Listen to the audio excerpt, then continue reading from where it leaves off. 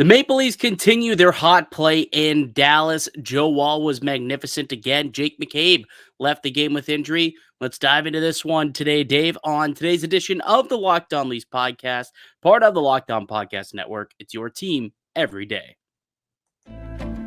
You're Locked On Maple Leafs, your daily podcast on the Toronto Maple Leafs, part of the Locked On Podcast Network, your team every day.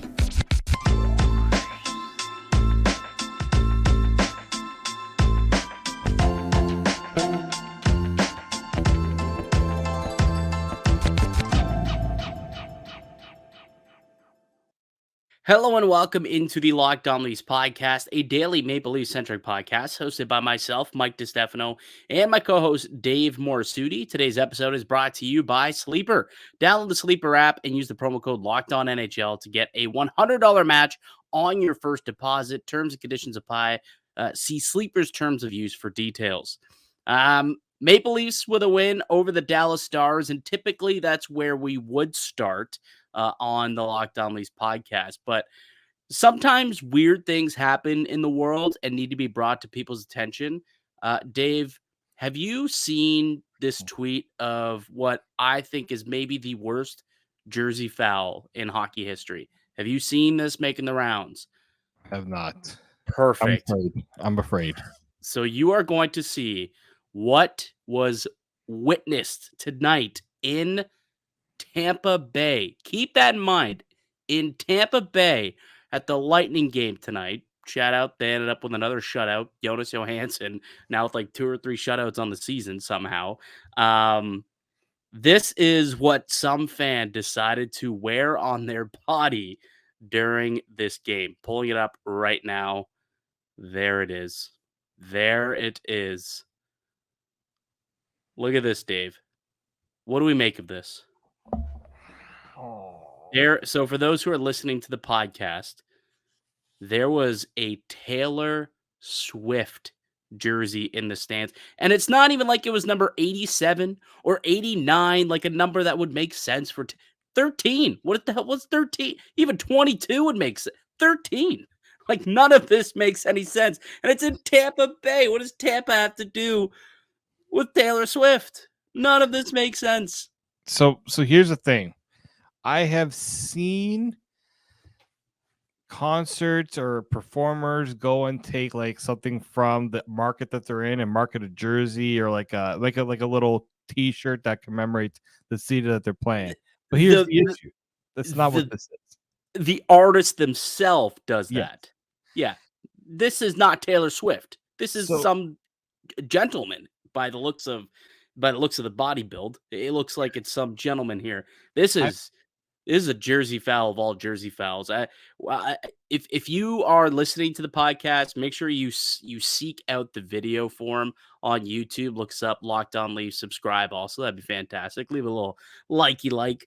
Let me know if this is the biggest jersey foul that you've seen also, like down in the comment section. Or have you seen a bigger one? Let me know, because this is brutal. You got to go check out the video if you're listening via audio podcast, because you got to see just how rule breaking this is. Like, this is ridiculous. The worst part of this, like the worst jersey foul part of this, is when do you ever put a full name in a name bar of a jersey? Never, ever, ever. All of this. There's not one thing that is right about this. Let's be honest. I got in a little bit of trouble tonight. Family members over talking about Taylor Swift and all this stuff going on. I'm just like, it's like a cult. It's getting to the point where like it's like a cult. It is. It's and wild. And that right there, being willing to put Taylor Swift's full name on a jersey might go to prove my point. Yeah, insanity. Insanity. If anyone ever puts Taylor Swift on the name bar on the back of a Leafs jersey, that person should never be allowed into Scotiabank Arena. They should be sent home the second they arrive. Security should escort them home. Sorry, that is just nonsense. You need to leave. We cannot have your kind here, because that is just pure stupidity. Anyways, I saw that online just before we popped on to record, and I'm like, well, I gotta bring this to the attention of Dave and the viewers, because this can't be missed. Just the worst jersey foul of all time. All right, let's get into tonight's matchup. Leafs with a nice win over the Dallas Stars, 4-1 victory. John Tavares getting a late empty netter. They've now won 6 straight in Dallas. They've won 5 in a row in general. They just seem to really match up well against this Stars team, and they kind of know how to play them. And again tonight, I thought that they played well for the most part. I don't know if I would say this was their best performance, but I would say that this certainly is probably their biggest win of the season so far. Well, we came to this game saying this was the toughest team they've played Right. all season, right? It wasn't Jake Ottinger net, but I still their 1B is still pretty good, much better than some of the other goalies that they played this year. Wedgwood actually made some big stops. Like did. he made some tough saves like that. Leafs could have Austin scored Matthews 5 one? or 6 tonight. Like- Yeah, Matthews between the which I'm pissed about because my best bet tonight was Matthews to score a goal. It was so close. It didn't happen, but anyways. Either way, I thought that both goalies were pretty solid tonight. I mean, obviously Joseph Woll dude, the guy continues to play out of his mind. He's such a stud, dude. Like this guy is really making a push to say, "Now I want to grab that starter's role." I do, and it sounds like Samsonov is going to get the start on Saturday, and dude, he better play well, or there's gonna be some serious Michael Myers music being played in his ear if it's not a good outing Saturday against Nashville. Yeah, it'll almost but confirm that it's Woll's net for the foreseeable future, right? Like at this point, the only thing you can say about Joseph Woll is the sample size isn't big enough. Right. Other than that, he's giving no reason for the Leafs to say otherwise of who their starter should be for the next few for going forward. Yeah, like the sample size isn't big enough. That's for sure, which is why I'm still reluctant to say he's the guy. He's going to be the guy. Can he be the guy? Yeah, it's possible. He hasn't done that before in his career, but it still is possible. I'm just not ready to completely, go all in. I've done that before with Jack Campbell, where I got real excited about Jack Campbell, and then he went on to have a historically terrible second half of the season once, he had to actually start more than 25, 30 games in a year. It's difficult. It's something that he's never done before. We looked into this a couple of days ago. I think the most starts he's ever made in his career is like 34. I think with Boston College, I think he made 33 starts with the Marlies one year. So he's never made more than like 33 or 34 starts in a season. We hope that he'll be able to turn into this, because if the Leafs can get this type of goaltending on a nightly basis, they're going to be in a good spot, man. Yeah, and everyone's concerned about how the team's playing defensively, which granted, like this is another game where they were outshot, but having a goaltending performance like this, or anything close to this each and every night, it's going to give you pretty good confidence, even if the defense isn't, playing at an elite level.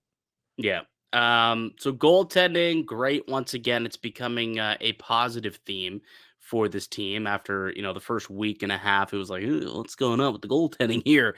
Joseph Woll has definitely steadied the ship. What else stood out to you about tonight's Leafs win over Dallas? I thought the penalty kill was definitely improved tonight. I think that's a good omen considering they weren't great to start the season, and seems like they always play better too on the penalty kill on the road than they do at home. Don't know what it is. I just find it's like that way. If anyone else agrees with that, I'd appreciate. And I could be the case. I don't know if I've noticed, but but the other thing too is you see the goals being scored on this team, and it's a theme that I'm not liking, and it's breakdowns that are like self-inflicted wounds. Like, yeah, happening way too often. I know they only allowed the one, but they could have allowed more than one tonight because of mistakes they made. Except Joe Woll is just like, yeah, I can stretch out in a way that maybe some people shouldn't stretch out, or I can stop Rupe Hintz point blank while everyone's making a change. So yeah, I think they got to figure out just those gaps in their play that are putting the goaltenders in tough positions, because Joseph Woll is good. You just can't expect him to do that each and every night and be successful. Yeah, and I think you're referring to the goal there where Matthew Nyes, knows that the Yeah. team's has been out there for a while, and he kind of halfly dumps it in, but didn't get it far enough to allow the team to make a full change, and then they kind of get caught making a half change, and then the puck was coming down the other way on a 3-on-2, and Dallas ends up scoring their lone goal, and once you know it, who scored the goal there, Dave? I gotta stop. I just gotta stop it. I gotta stop myself, Yeah, because we're gonna. Mason Marchment is the one who Yeah, scored the goal, and yeah, yesterday, Dave said, he's gonna score, right? Hadn't scored yeah. yet on the year, 0 points so far on the season. You were like, he hasn't scored yet on the year, and my stupid You'd have a brain point. is like, he's scoring tonight because that's the way she goes. You should have put money on FanDuel, pal. If you knew it was gonna Yeah, happen, you should have used I'm FanDuel. kicking myself. Like, there are a couple bets I should have made tonight that I did not make. Yeah. One that I did make tonight actually was for the Leafs to score first and also to win the first period, which they did both. Both those ones got a nice little payday Nice. on, and I thought that was maybe their best period of the season so far in the first. Like, I thought the second, things kind of got away from them a little bit, got into some trouble. And then in the third period, they were just kind of trying to shut it down, just play defensively and, not allow any more goals. But I thought that first period, they were controlled. You look at the analytics, they had 70% of the expected goals in that period. They did, outscore them 1-0. They outshot them 8-5. But for me, it was just how they actually looked. And to me, that's what Maple Leafs hockey is supposed to look like. That's what a Sheldon Keefe led team is supposed to look like. A team that's pretty connected, a team that's able to get the puck from the defensive zone into the offensive zone pretty quick. And I thought that they were very well connected through all three zones. I thought their sticks were extremely active, specifically really disruptive in the neutral zone, which is something that we had talked about. That's a way where you can slow down a team. And look, the Stars aren't a quick team. They have a couple of guys who got some speed, but they're not a fast team. But either way, if you could disrupt them when they're trying their breakout, force some turnovers, go the other way. Like, we saw that happen multiple times in that first period. And, there's a couple of times too where, Nylander or Matthews stripping guys away from the puck, and all of a sudden they're continuing with some ozone pressure. And I thought that it was an extremely just a quality first period overall by the Maple Leafs there, and potentially their best of the season so far. Yeah, I would agree with that. They had many chances, and that's what was a little disappointing, is that they had such a good first period, and like, you're gonna expect pushback, but not to the point where you're almost coming out disinterested in the second period and just don't want to seem to carry that momentum over, right? That was the disappointing part. Is they had such a good first period. The second period was such a letdown for me. Yeah. Yeah.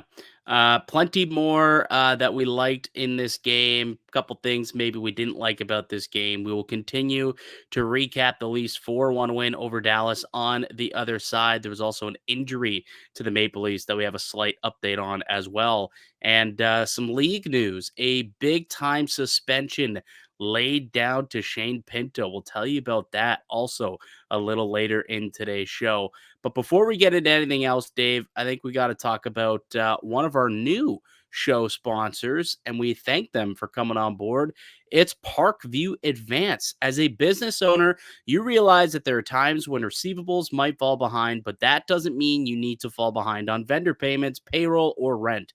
For more than 25 years, Parkview Advance has helped businesses secure working capital. From $5,000 to $1.5 million, Parkview Advance can improve your working capital in as little as 24 hours. It's a much easier process than you might imagine. We invite the many entrepreneurs that are on Locked On NHL Fans to learn more by calling us at 203-675-0071. That's 203-675-0071, or go to parkviewadvance.com. If your business needs working capital, call Parkview Advance today. Parkview Advance, helping businesses with their working capital. Go to parkviewadvance.com. Today's episode is also brought to you by Jace Medical. Everyone should be empowered to care for themselves and their loved ones during the unexpected. That's why Jace Medical offers the Jace case, and it provides life-saving antibiotics for emergency use and gives you peace of mind so that you're not just hoping you have access to medication in an emergency. Jace Medical makes sure you have the medication in hand. It's simple. They handle everything from the online evaluation to licensed pharmacy medication delivery and ongoing consultation and care. Don't get caught unprepared. Get $20 off these life-saving antibiotics today from Jace Medical by using our code Locked On at checkout on jacemedical.com. That's JASE medical.com.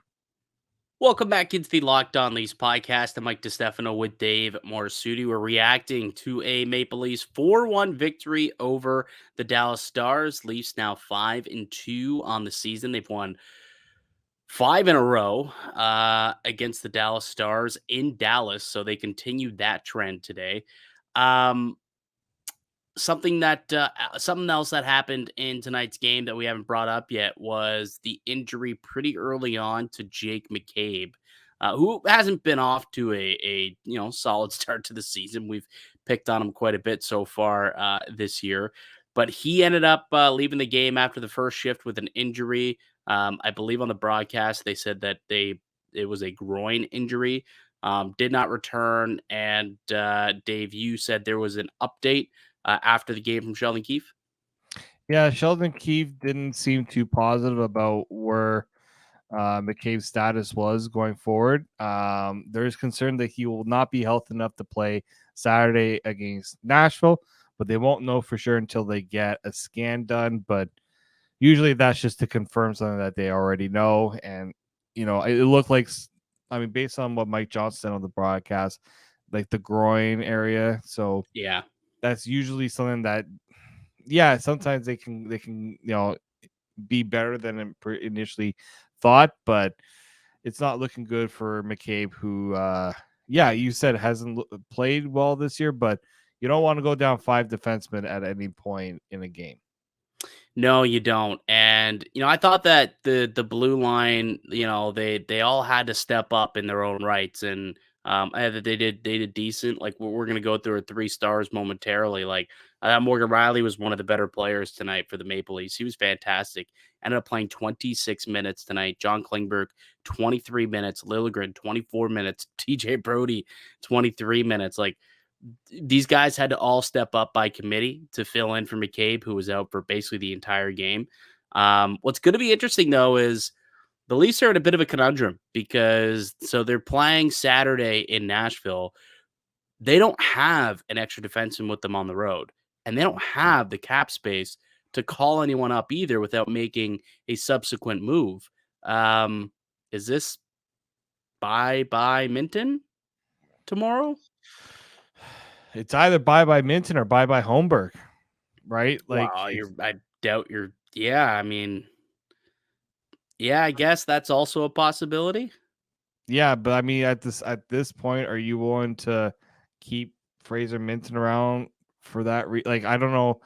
It's nice that he's around, but I think, you know what, he's sitting in the press box. They're gonna need another body. I just think it's time to let him go back and playing again, right? Not just sitting in a box. I think we all are anticipating him being sent down anyways. Like, why prolong it at this point? Especially, I guess it was, it wasn't necessarily, it didn't have to happen right now because people were healthy, right? And you could have him sitting up in the press box. It wasn't a necessity. But now that roster spot becomes vital, and they need a defenseman to take up that spot. So I think at this point, you're sending him down. Wouldn't be shocked if we, wake up tomorrow or tomorrow around noon. You hear that the Leafs have assigned him back to the WHL, and they've recalled Simon Benoit. Would not be shocked to see those two roster moves come down tomorrow. Yeah, and it's even if McCabe was somewhat like they felt good. I think you need that extra defenseman anyways, because McCabe might be fine, but then Well, Saturday he does a escape before the game and that's it. goes down, and now you're looking to figure out what you're gonna do there. Well, yeah, I mean, even if he's going to be a game time decision, you need to have someone there just in case. Exactly. Right? And that's why I think that this kind of has to, like, it's going to happen anyways. It's inevitable that Minten gets sent down. Don't play any games, right? Don't send down Pontus Holmberg. There's no point in that because you're going to call him back up in like 2 days anyway. Let's allow these guys to, stick around, just play the team the way it's meant to be played.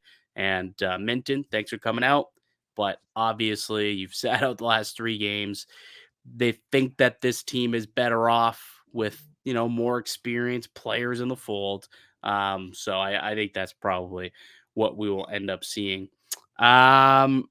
Before we get to the 3 stars, anything else from tonight's game that you want to bring up? No.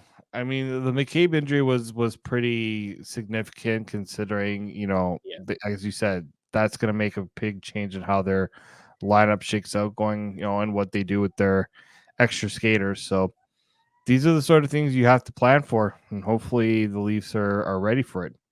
Yeah. So keep your eyes peeled on our Twitter at Leafs Locked On Leafs, because we'll be tweeting out any roster moves that happen on Friday. We'll notify you. Also, we'll let you know in the Discord as well. So join our Discord so that you get those new news notifications as soon as possible.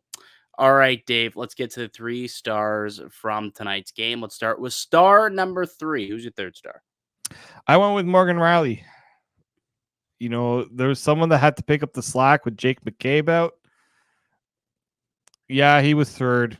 And I know that he was going to be close to being my second star, but I went with someone else. Go ahead. Give me your spiel. Go ahead. 4 points in his last 2 games. Yeah. He had to play well over 24 minutes tonight with McCabe out. So, pardon? I was trying to, do the wrestling gag. Oh, what? I didn't hear that part. I thought you were about to go name a bunch of good things about him, and then you just kind of. Well, he scored a pretty goal, assisted on another pretty goal. What?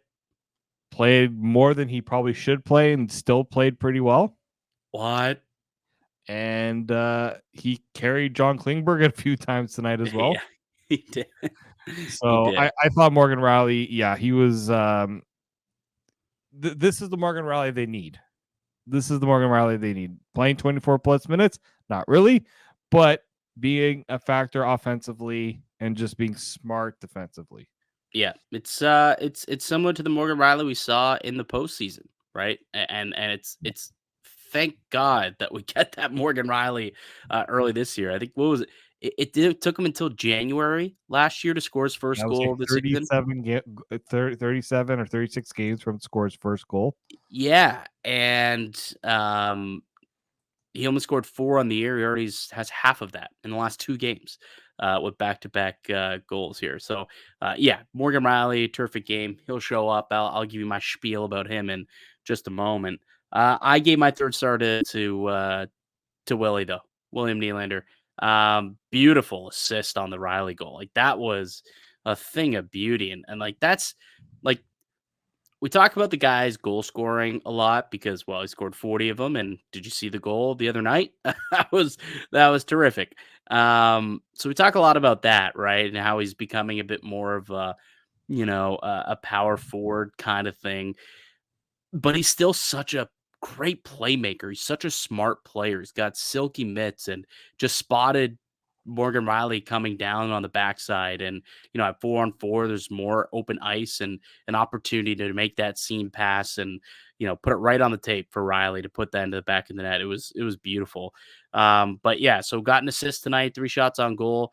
Had a takeaway block tonight as well. But I just thought that he was really good. Obviously on the puck, he's always fantastic. But it's always interesting for me to watch him off the puck this year because I guarantee you that is part of the conversation that was had with him at the beginning of the season. It was like, you want 10 sheets, you want 10 plus million, you gotta learn to play when you don't have the puck as well. And what did we see him do tonight? What did we see him do on the game's first goal? Like, you saw the guy go in and you saw him win battles behind the net and, get pucks back for this team. You saw him hounding dudes in the neutral zone, forcing turnovers and allowing him to get the puck and then take it right to the net. He didn't score tonight, but he had a couple of really good opportunities. I think that Nylander is playing his best hockey right now. And what's that? Seven straight games to 7 open the straight. season with a point.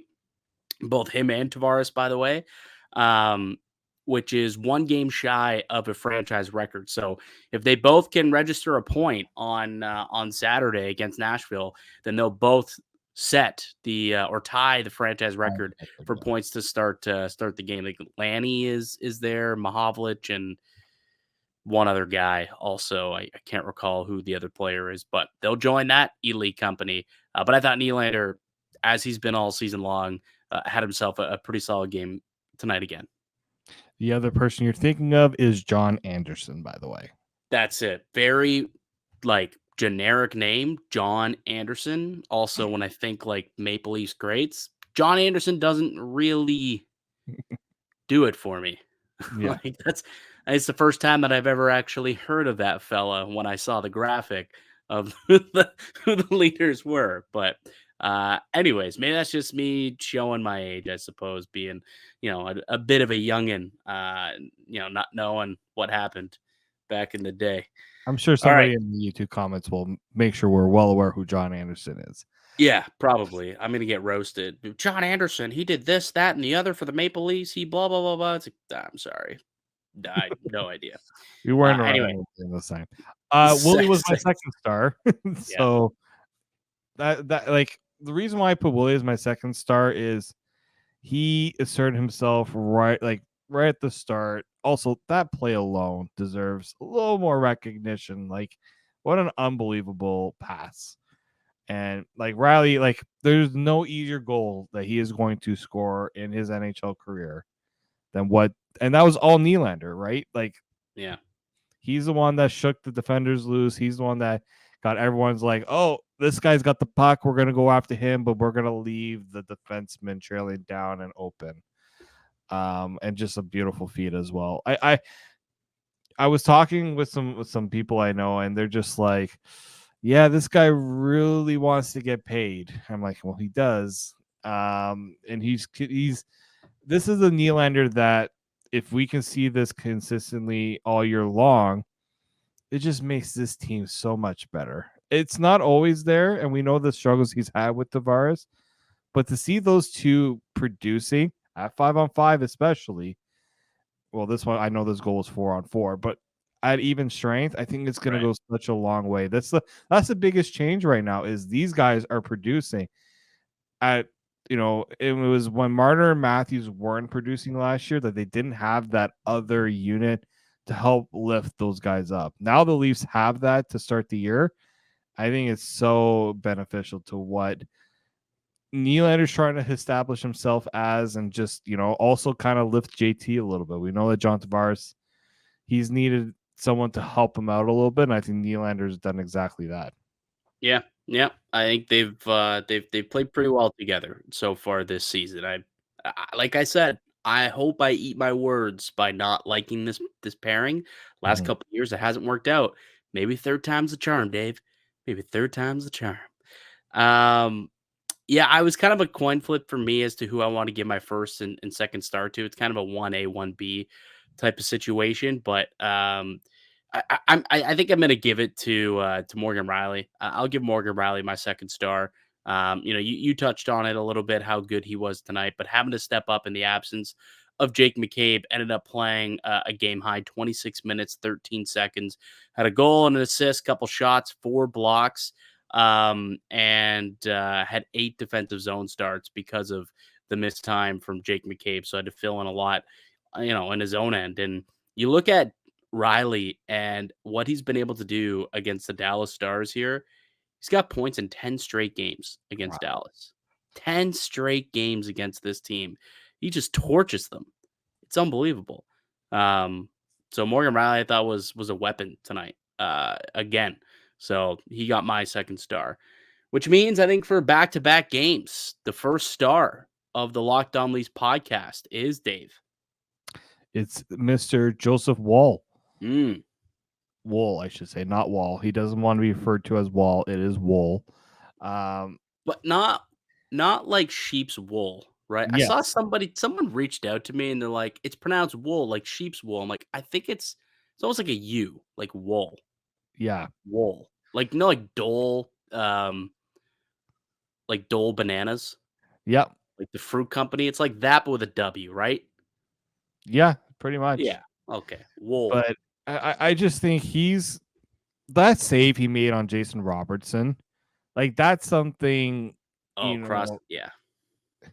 You saw the look on Jason Robertson's face, like he thought that was like bing bang done. Like I was gonna score on that play, Mm-hmm.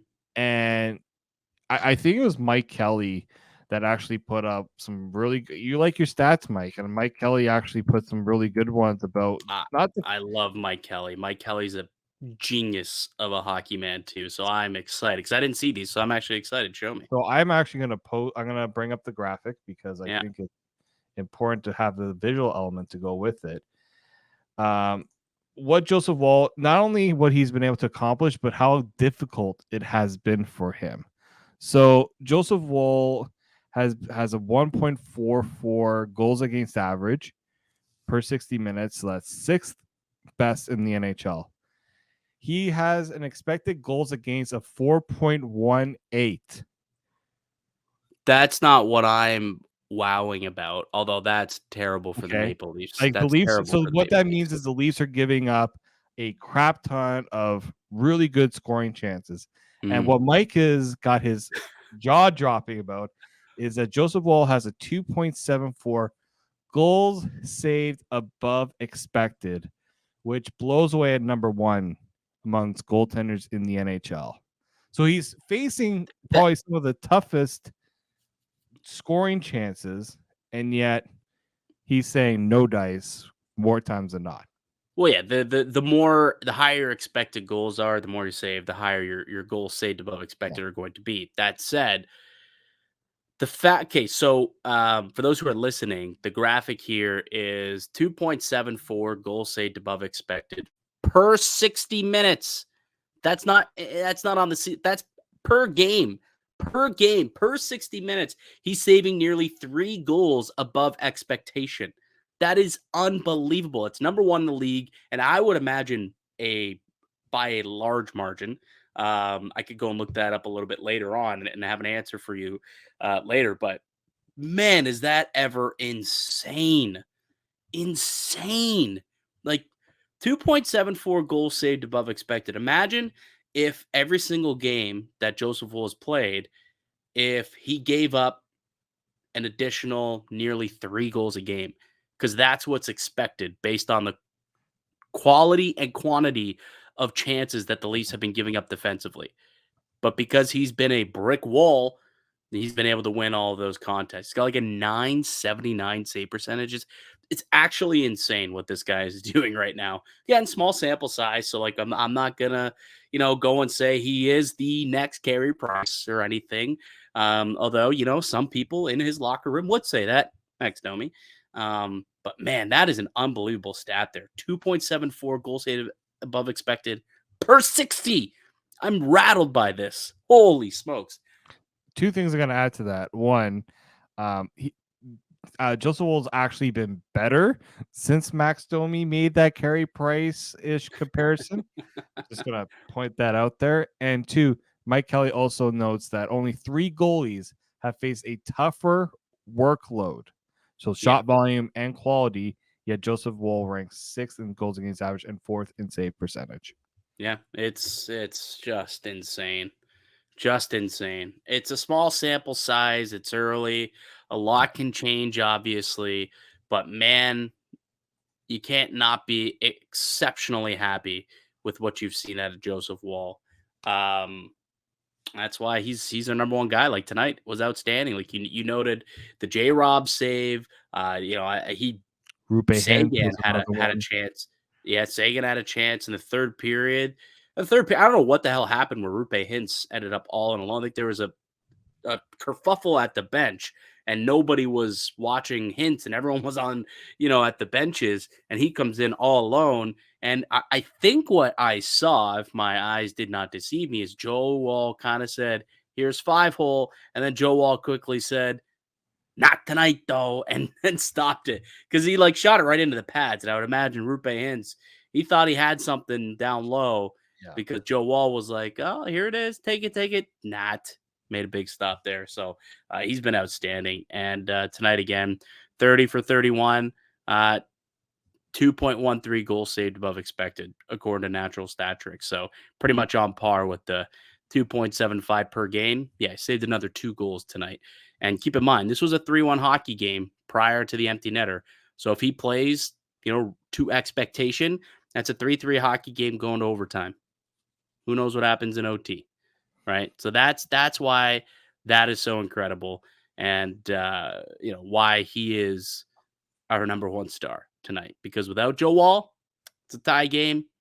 Might not be able to get the full 2 points, but with him playing the way he did tonight, they did get the full 2 points, and they head to Nashville with a victory. Okay, let's take a quick break. When we get back, we got to quickly touch on the Shane Pinto thing, and then we can get a couple of comments on Leafs Preds. So we will do all that when we return. But first, let me tell you about one of today's show sponsors, and it's our pals over at Sleeper. A new NHL season brings all sorts of possibilities. Matthews could score 50 goals. The Maple Leafs could hoist the Stanley Cup. And you could win big by playing daily fantasy hockey on Sleeper. It's the official daily fantasy app of the Locked On NHL Network. Sleeper is our number one choice for daily fantasy sports and especially daily fantasy hockey. Because with Sleeper, you can win 100 times your cash in daily fantasy hockey contests. All you have to do is pick where the studs like Matthews, Marner, Nylander, McKinnon, McDavid, whoever, who will score more or less than their sleeper projections for things like goals, assists, Joe Woll saves, perhaps, plus minus, and more in a given game. To win 100 times your bet on Sleeper, you need to correctly predict the outcome of 8 player stats. You heard me, Leaf fans. You can win 100 times your money playing daily fantasy hockey with Sleeper. So start paying attention and nail your picks so you can start winning big.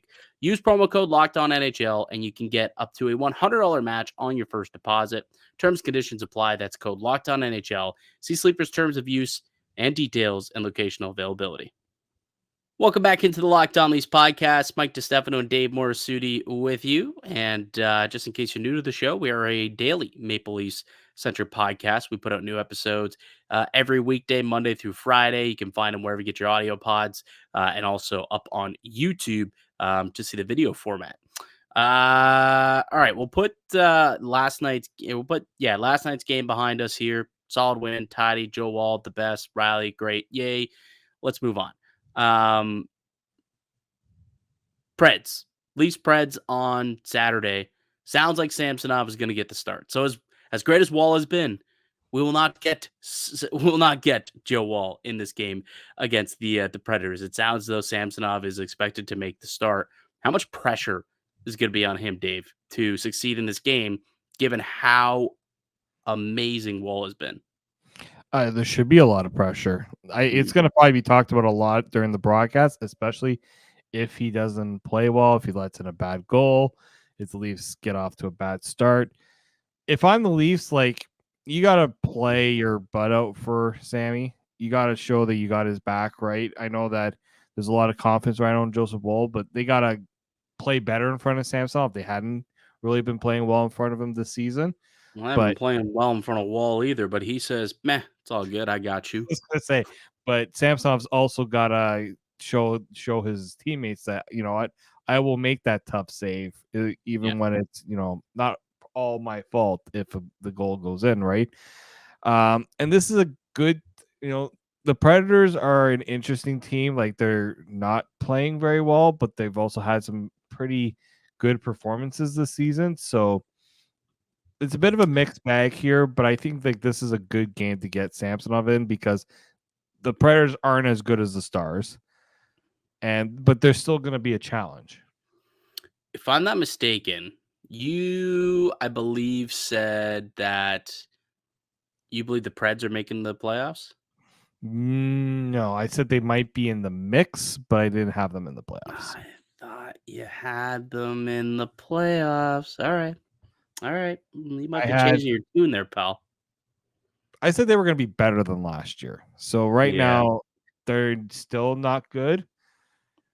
Yeah, I still think they're going to be not really sniffing the playoffs. So we're kind of on opposite ends of the Nashville Predators this year, but still, I mean, the problem with the Leafs is they play to their opponents, and that's the problem. Is if you play the way you did against Dallas or you play the way that you did against Tampa, they should be able to mop the floor with the Nashville Predators, in my opinion. The problem is this team always seems to either play down or play up to their opponents. So, what Leafs team are we gonna get? Are we gonna get the one that came out like gangbusters in the first period and looked fantastic tonight against the Dallas Stars? Are we gonna get second period Maple Leafs where it's like, what are you doing? Are we gonna get the Chicago Blackhawks Maple Leafs where it's like, what are you doing? You know what I mean? So it is gonna be interesting to see what type of Leafs team we get. It is at the end of a long road trip too. It's been a long, long while that this team's been out there. I think it's been over a week that they've been on the road. I think their first game was what? Was it the Florida game? Florida game was the first one, yeah. Yeah, So so that was what? Thursday, like last Thursday. So you're looking at almost a 10-game road trip, 10-day road trip here. So that's a lot. that could mean you get some tired legs as well with a lot of travel, which just means you gotta be into the game, gotta be on your A game because it won't take long for this team to make mistakes. And they got a pretty good goaltender over there in UC Saros to keep things pretty tight and close. And I think Toronto's gonna have to play well, obviously, to get the victory here. So we'll see what yeah, happens in that game. I think important things to note too. No Luke Shen in this one. He is sidelined with an injury. I think he's out until like early November. So Yeah. no Luke Shen in this one. Ryan We will O'Reilly, see. though. You'll get your Ryan O'Reilly game.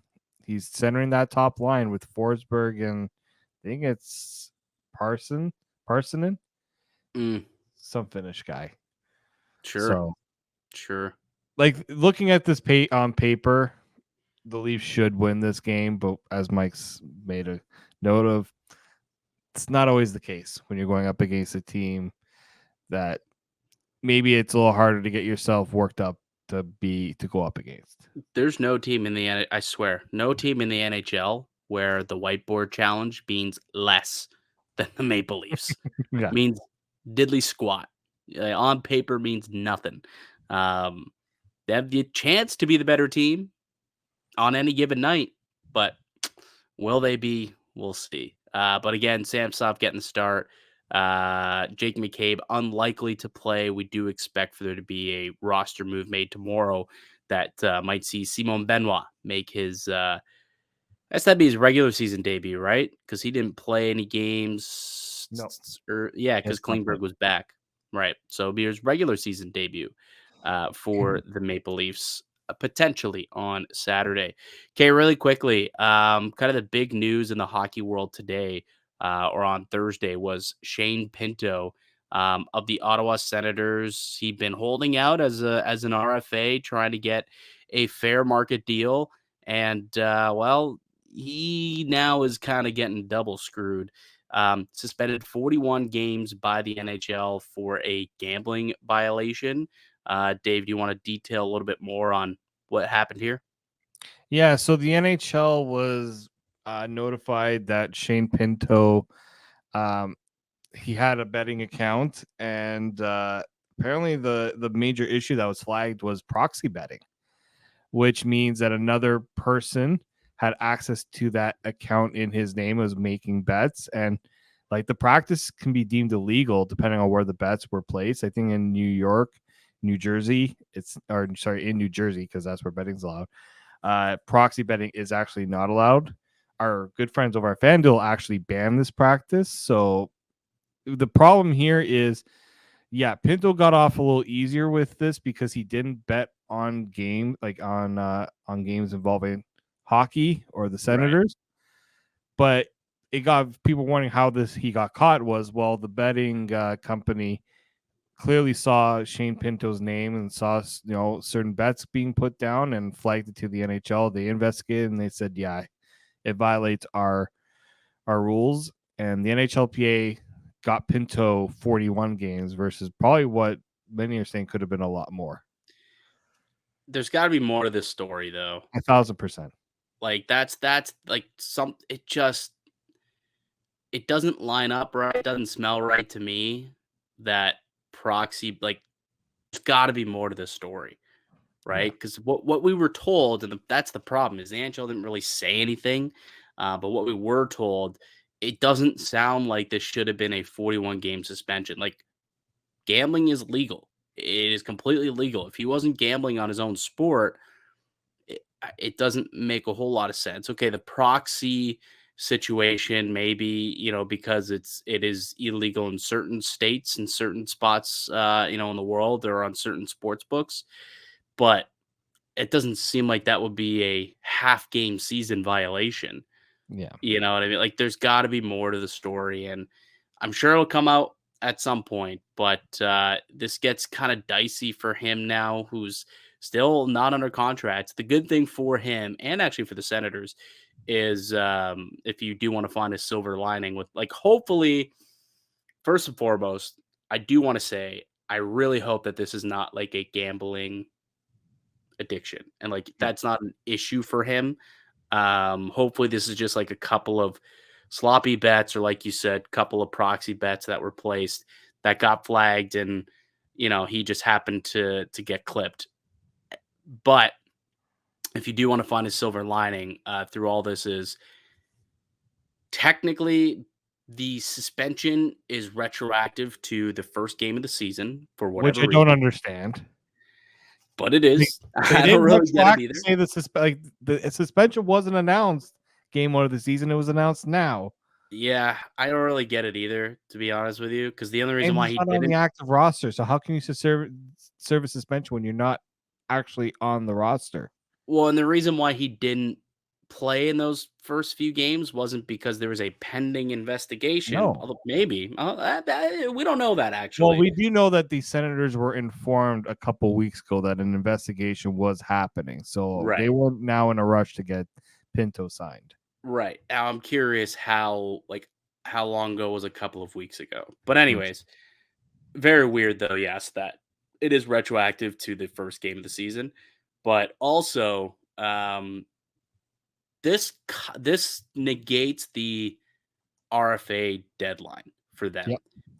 They can still sign him when he's done the 41 games, and he could be in the lineup for game 42, even if it's past the December 1st deadline. Partly because he's not off. He can't sign an offer sheet.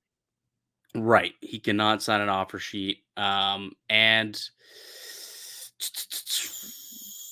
I would imagine that he really has zero negotiating power at that point, and probably has to accept a QO or a league minimum contract. And that really solves the Senators' problem with Shane Pinto, where Yeah. they just didn't have the money for it, and for this season.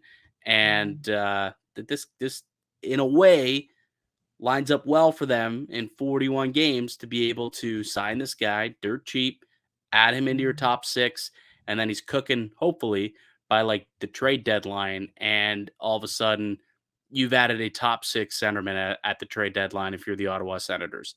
Like, that is a somewhat silver lining for Ottawa. Of course, it's a shame. It sucks for Pinto. It sucks for Sens fans who are hoping to have this guy in the lineup. But when it comes to the contract situation, there is some sliver of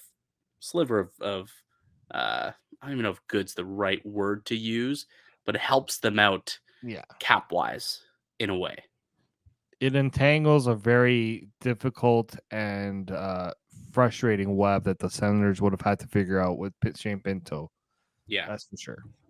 Yeah. But again, another story that will be, I'm sure more information will come out over the next couple of weeks, and we'll bring that information as it comes out. I don't know if we mentioned that the decentralization did get passed, by the way. Also, Yeah. not happy about it, but it got passed, and it could happen as early as the 2024 draft in this upcoming draft, Yeah, which would don't do this suck. with one draft you're gonna have in Vegas. Don't do that, NHL. Now, Sheldon Keefe did say that he feels that it will benefit certain teams that want to be a little more open and discussing picks, and they don't have to be all hush hush when guys are walking around and people can listen in on conversations. But this is gonna be the one and only draft potentially in Vegas. Do it right. Let it go off with a big bang if you're going to make big changes. And also, it would look pretty. If you're Vegas and you put in a bid to host a draft, and then the NHL goes and does this, I don't think they're going to be too thrilled. Yeah, we'll see what happens. We shall see. Oh, actually, I should show you because it's Locked On Leafs. I pulled this today, and it is a dope card. Swagnificent. It's Not dope. swagnificent. You should have said it was swagnificent. You missed the opportunity there. It is swagnificent. This is a swagnificent card. It's an Easter egg. So there's only like a very limited amount that were printed, and I just so happened to pull it, and it's our guy, AM34. I posted it on Twitter and Instagram and all that good stuff if y'all want to go and see it. But that's a cool card to add to my collection that I thought I'd show the listeners and fans of the show who may be interested. Did get some people when I announced that I was going to be with the Hockey News doing some hockey card content saying that they wanted to see some card content leak onto the podcast. So there's that. That's for those people. All right, buddy. Let's wrap things up here. That'll do it for us here today on the podcast. I'd like to thank you all for listening and supporting the show. You can subscribe to the Locked On Leafs podcast on all podcast platforms, including up on YouTube to receive daily Leafs content. Follow myself on X at Mickey_Canuck. Follow Dave at D_Morassutti. And follow the show as well at Locked On Leafs. Go ahead. Leave a like and a comment down below if you would. If you enjoyed the show, we'll be back with another episode for you guys on Monday. Enjoy the weekend. Enjoy the game on Saturday. Go Leafs, go. But until then, keep it locked right here on Locked On Leafs.